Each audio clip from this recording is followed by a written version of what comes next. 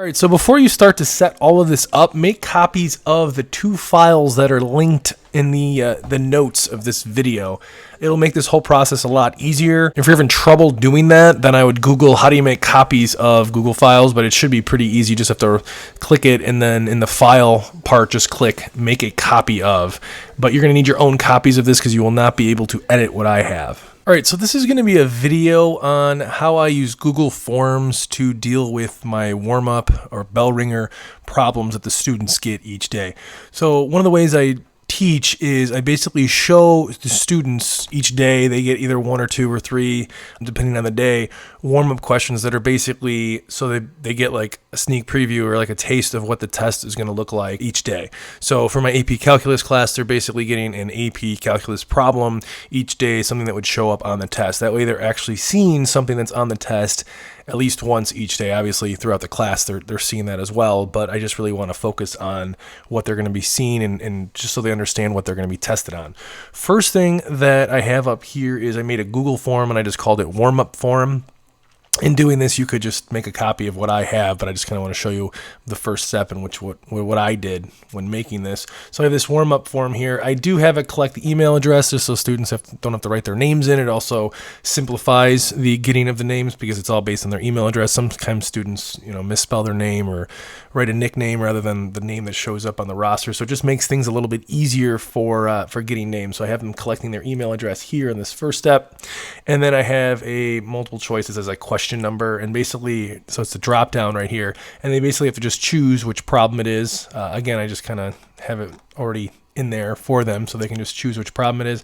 And then the bottom part is this multiple choice answer right here. I do have the other two just in case I want to give one where it's like a free response. They can write a number in or something else that's the answer rather than multiple choice. But for the most part, it's just going to be a multiple choice for that warm-up. It is required. I have that in there, so then they always have to answer it each time, so that's kind of important. From here, what I'm going to do is go to responses, and this is accepting responses, but sometimes I turn this off like after a certain amount of time with the warm-up just so students can't submit after I tell them the answer or after we go over it. But we are going to move this so that the responses actually go to a specific destination. So we're going to click this right here, select response destination. And we are going to click select existing spreadsheet. Now, if you are following along with what I'm doing for this warm-up, then you probably made a copy of my template already. So that's what I'm going to choose. So hopefully you already made a copy of this thing right here. We're going to go over it in a little bit more detail. So I'm going to select existing spreadsheet, hit select, and then I'm going to choose that warm-up template here and then hit select. And then it says spreadsheet linked down here. So if we go to that warm-up template, right here it says form response is 10. I'm going to rename this though, so it just says warm up.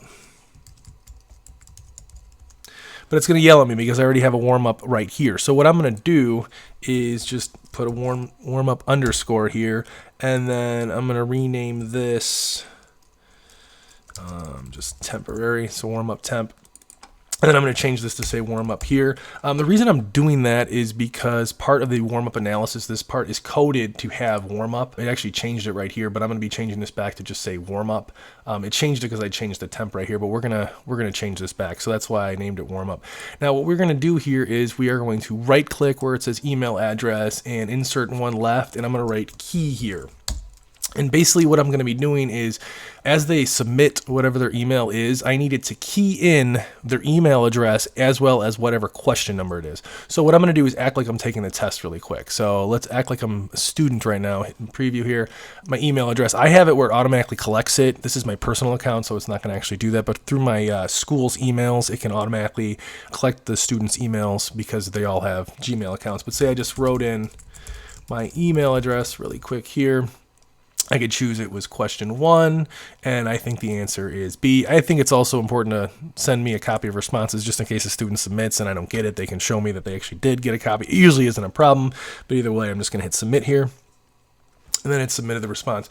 Now, if I go back to my spreadsheet right here, we have me submitting right here, question number 1, and my answer. But what I'm going to do for this key is just concatenate basically the email address with the question number here. So I'm just going to write equals this and this right here. And then what it does is it just makes a key. Now, as more students submit, so say another student submits right here, student 1, whatever, and they pick 1 and C, I'm just doing this as a simulation. All you have to do is drag this down and it automatically fills it in. So if you have a bunch of students here that did this, you can just go boop. And if you notice, it didn't actually add the 1 here because I didn't drag this down. But again, students would be submitting this part. I'm just doing this for illustrative purposes. BC. I'm just putting stuff in here just so we have some data to look at. So we have something like this here. So what ends up happening is right here with the master, I put in a bunch of dummy students' name right here. So student 1, 2, 3, 4, whatever.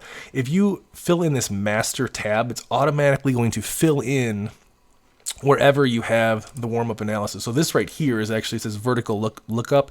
It's actually linked with whatever I have in the master. So if I just write someone's name in here, someone's email address here, let's just say it's me. Whoops.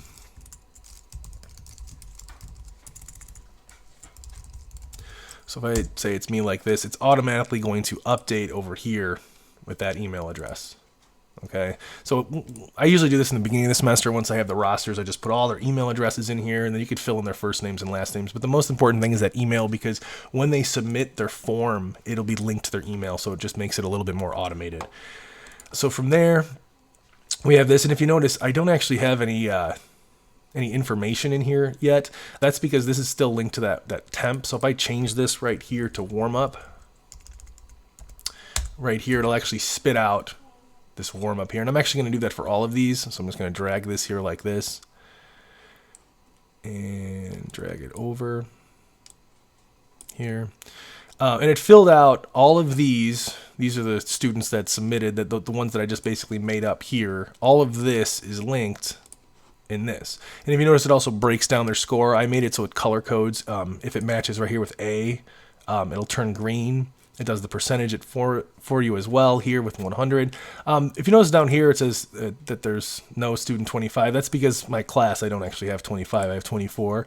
But if you do add more here, you can just add more students on the bottom. It will automatically update over here. You'll have to add them here as well, but it doesn't take too long to do that. You can see the breakdown up here on the percentages. If I break down of like who chose what, and I kind of share that with the students.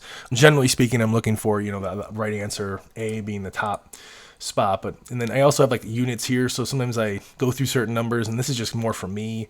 The numbers are all right here for whichever problem it is. If you notice, it's color coded here green. It's because I don't actually have an answer here for the correct part. But if you fill that in, it'll turn that red as well. It doesn't actually matter if it's uppercase or lowercase. It works either way.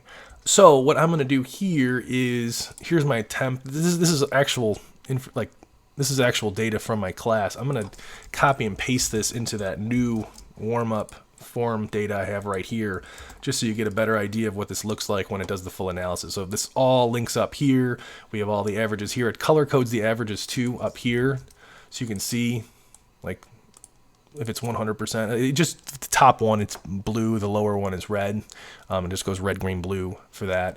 And then if you notice, there was no students that submitted here, so you won't actually have any information for that one. Let's see, what else do I want to show in this? Okay, in this template, I also have quiz like forms that you can plug in. If students take quizzes, you can fill this in here, and it breaks down the percentages up here. It gives them a grade, and so on. But that's not really related to what we're talking about here. Let's see, what else did I want to show? All right, since I made this warm up here, I don't actually need this warm up temp anymore. If I delete this, nothing's actually gonna change with any of this. I don't want to do that though, just in case someone wants to use it. I'm gonna actually link this whole entire template on this video, so if you do want to use this file for whatever you want to do, it's completely up to you. This right here does the average of everything here. Obviously this isn't the best data because this person's missing some things. If I change this, if I change this back to, if you go to the master and change this back to student 1, student 1, it should update over here too with all the stuff that student 1 actually answered before. So that's basically how I use Google Sheets to keep track of how students do with the warm-ups. These don't actually count for anything in my class, but if a student is doing poorly, then I know that I need to probably talk to them and figure out what's going on with them. in those regards. So that's how to use Google Forms to track warm-up problems. If you have any questions on anything in this video, let me know.